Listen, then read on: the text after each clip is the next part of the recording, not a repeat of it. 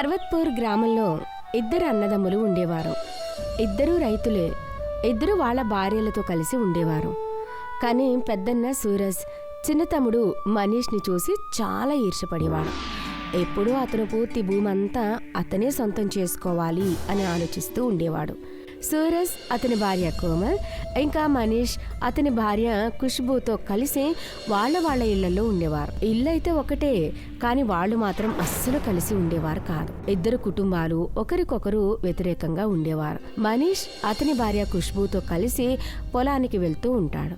అప్పుడే అక్కడికి సూర్య అతని భార్యతో వచ్చి ఇలా అంటాడు, విన్నావా, గ్రామంలో అందరికన్నా మన పంటే బాగా పండింది. అరే, మన పొలంలో బంగారం పండింది. ఆనందానికి అసలు అవధులే లేవు. ఇంకా వేరే వాళ్ళ పొలం చూస్తే అనిపిస్తుంది వాళ్ళ ఇంట్లో ఇక బియ్యపు గింజ కూడా ఉండదేమో అనిపిస్తోంది. ఈసారి బావగారి పొలంలో పంట బాగా పండిందని, అందుకే ఆయన అలా మాట్లాడుతున్నారు. సూరజ్ ఇంకా కోయల్ మాటలు విని మనీష్ ఇంకా ఖుష్బు నిరాశగా వాళ్ళ పొలానికి వెళ్తూ ఉంటారు. మన పంట కూడా తక్కువేం పండలేదు. మనం తరువాత పంటకి ఇప్పటి నుంచే కష్టపడడం మొదలు పెడదాము. ఈసారి మనం ఖరీదైన విత్తనం తీసుకుని వేద్దాం. ఈసారి నేను కూడా మీకు పొలంలో సాయం చేస్తాను. ఇద్దరూ అక్కడి నుంచి వాళ్ళ ఇంటికి వెళ్ళిపోతారు. మరుసటి రోజు మండీలో పంట యొక్క ధర పాడబోతూ ఉంటుంది. చాలామంది రైతులు అక్కడికి వాళ్ళ పంటను తీసుకుని వస్తారు. సూరజ్ ఇంకా కోయల్ కూడా అక్కడికి వస్తారు. మీ పంట ఉన్నదెంత? దానిని నాకే ఇవ్వండి, నేను కొనుక్కుంటాను. దాని ధరను నేను మీకు ఇచ్చేస్తాను. అక్క, మీ పేరు మాత్రమే కోయల్, కానీ మీ మాటలు చాలా కఠినంగా ఉంటాయి. మా పొలం మేము అమ్ముకోగలం, మేము చూసుకోగలం. ఆ మాట వినగానే కోయల్ కోపంగా అక్కడి నుంచి వెళ్ళిపోతుంది. ఇంకా ఖుష్బు తన పంటకి బేరం కుదురుస్తూ ఉంటుంది. చెప్పండి ఖుష్బు గారు, ఈసారి మీ పంట ఎలా పండింది? చూడటానికైతే చాలా బాగా పండింది. చూడండి అన్నా, ఈసారి పొలమైతే బానే పండింది, కానీ తక్కువ పండింది. అయినా శనగల పంట ఇవాళ రేపు ఎవరు పండిస్తున్నారు? శనగల పంట ఈ మధ్య తక్కువగా పండించడం వల్ల శనగల రేటు కూడా బాగా ఉంది. ఖుష్బు తన శనగల పంట గురించి బేరమాడుతూ ఉంటుంది. అంతలో కోయల్ బియ్యం పంటకి ధర కుదిరిపోతుంది. బియ్యం ధర చూసి కోయల్ ఇంకా సూరజ్ ఇద్దరు చాలా నిరాశపడతారు. అదే మనీష్ ఇంకా ఖుష్బూలా శనగల ధరకి చాలా ఆనందపడతారు. నేను నీకు ముందే చెప్పాను, ఈసారి శనగల పంట మనం వేద్దాము అని. కానీ నువ్వే వినలేదు. ఇప్పుడు చూడు, మనకంటే ఆ మనీష్ శనగలకి ఎక్కువ ధర వస్తుంది. అరే, అయితే అందులో పెద్ద విషయం ఏముంది? మనం ఈసారి శనగల పంట వేద్దాం, వాళ్ళు వేసినలాగా. సూరజ్ ఇంకా కోయల్ శనగల పంటకి పొలాన్ని తయారు చేస్తూ ఉంటారు. మరొక పక్క మనీష్ ఇంకా ఖుష్బు కూడా శనగల పంట వేయడానికి తయారవుతుంటారు. వింటున్నావా? ఈసారి కూడా మనం శనగ పంట వేయడానికి కావలసిన ఏర్పాట్లన్నీ సిద్ధం చేసుకుందాం. బాగా కష్టపడదాం. కాలం గడుస్తూ ఉంటుంది. సూరజ్ చాలా ఖరీదైన మందులు తెచ్చి అతని శనగల పంట పైన వేస్తూ ఉంటాడు. ఇంకా దాన్ని చాలా బాగా చూసుకుంటూ ఉంటాడు. మనం మన పొలానికి 4 దిక్కులా కంచె వేయాలి, లేకపోతే జంతువులు వచ్చి తినేస్తాయి. దానివల్ల మన పొలానికి నష్టం జరుగుతుంది. ఇంకా పంట దిగుబడి కూడా తక్కువ వస్తుంది. లేదండి, మన పొలానికి ముందే చాలా ఖర్చయింది. ఇంకా మనం ఖర్చు చేయడం అంత మంచిది కాదు. మన దగ్గర అది తప్ప వేరే ఇంకే దారి లేదు.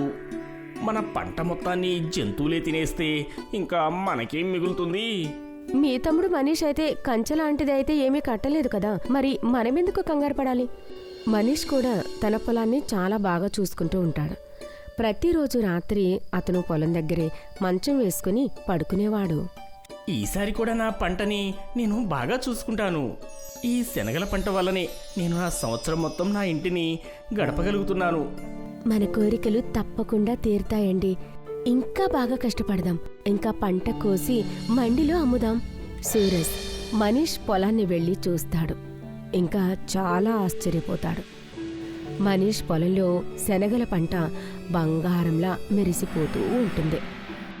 అవి అన్నీ చూసి అతను ఆ విషయమంతా అతని భార్య దగ్గరికి వెళ్ళి చెప్తాడు. నేను ఇవాళ మనీష్ పొలాన్ని చూసొచ్చాను. మన పొలం కంటే 10 ఎక్కువ పంట తన పొలంలో పండుతుంది. అది ఎలా సాధ్యమో నాకు అస్సలు అర్థం కావడం లేదు. నేను చెప్పేది మాత్రం నిజం. కానీ అది ఎలా సాధ్యం? ఖరీదైన విత్తనం వేయలేదు, ఆ పంటని బాగా చూసుకోలేదు. కానీ ఆ పంట అలా ఎలా పండింది? ఇంకా నేను ఆ ఖుష్బు మాటలు పాడలేను. మీరే ఏదో ఒకటి చెయ్యండి. ఆగు, నాకు దానికి వైద్యం తెలుసు. నాకు ఒక తాంత్రికుడు తెలుసు. ఆయనే దీనికోసం ఏదో ఒక ఉపాయం చెప్తాడు. ఇక దీంతో ఆ మనీష్ పని అయిపోయినట్లే చూడు. సూరజ్ ఇంకా కోయల్ తాంత్రికుడి దగ్గరికి వెళ్తారు. ఇంకా వాళ్ళ సమస్యకు పరిష్కారం అడుగుతారు. భాగడబోల్ భాగడబోల్. పిల్లలు, నేను మీ మాటలన్నీ విన్నాను. నేను మీకు ఒక మందు ఇస్తాను. ఆ మందుని తీసుకుని వెళ్ళి మీ తమ్ముడి పొలంలోని చల్లి చూడండి. పంట మొత్తం ఇనుములా మారిపోతుంది. తాంత్రికుడు సూరజ్కి ఒక మందు ఇస్తాడు. దాన్ని మనీష్ పొలంలో వేయమని చెప్తాడు. నేను అలానే చేస్తాను.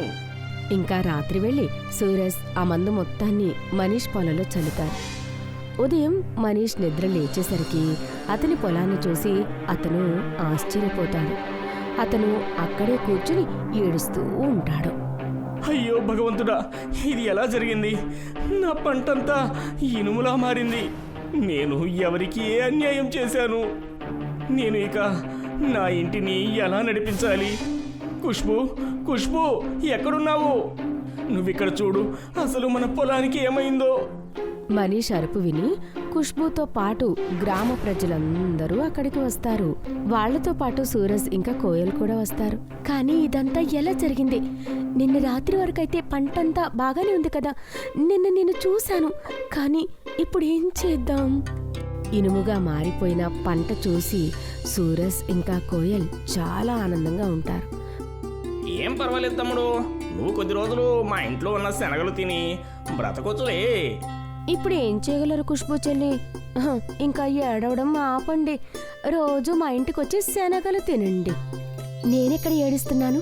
మాకు ఏం జరిగినా సరే మేము మీ ఇంటికి వచ్చి మాత్రం తినము. దాని గురించి మీరేం కంగారు పడకండి. ఇద్దరు కుటుంబాలు గొడవ పడ్డం చూసి సర్పంచ్ గారు నవ్వుకుంటూ అక్కడికొచ్చి ఇలా అంటారు. అరే మనీష్ బాబు, ఇందులో ఏడవడానికి ఏముంది? దీనికి నువ్వు చాలా ఆనందపడాలి. కానీ ఇప్పుడు ఎలా? మా పంటని అసలు ఎవరు కొంటారు? అరే ఒక్కసారి ఆలోచించు. శనగలకైతే నీకు కొంత డబ్బే వస్తుంది. ఇప్పుడు నీ పొలంలోని ఇనుముతో మారిన శనగలు పండాయి. అయినా ఇప్పుడు ఇనుముకి బజార్లో చాలా డిమాండ్ ఉంది. ధర కూడా ఎక్కువే ఉంది. నువ్వు త్వరలోనే ధనవంతుడు అవుతావు, ఒకవేళ ఇది నువ్వు నమ్మినట్లయితే. నిజంగానా? అయితే నీకు ఎవరైనా తెలుసా ఈ ఇనప పంటని కొనడానికి? నాకు తెలుసు, నువ్వు కంగారు పడకు. నువ్వు సంతోషంగా ఉండు. ఎవరు బాధపడాలో వాళ్లే బాధపడతారు చూడు. సర్పంచ్ చెప్పినట్టే మనీష్ అతని ఇనుముతో మారిన శనగలని అమ్మేస్తాడు. చాలా హాయిగా ఉంటాడు. మరొక పక్క సూరజ్ ఇంకా కోయల్ వాళ్ళ శనగల పంట మండీలో చాలా తక్కువ ధరకే అమ్ముడుపోతుంది. వాళ్ళు చేసిన దానికి వాళ్ళకి శిక్ష పడింది. మనీష్ ఇంకా ఖుష్బూ వాళ్ళకంటూ ఒక పెద్ద ఇంటిని కూడా కట్టుకుంటారు. ఇంకా అక్కడే చాలా ఆనందంగా ఉంటారు.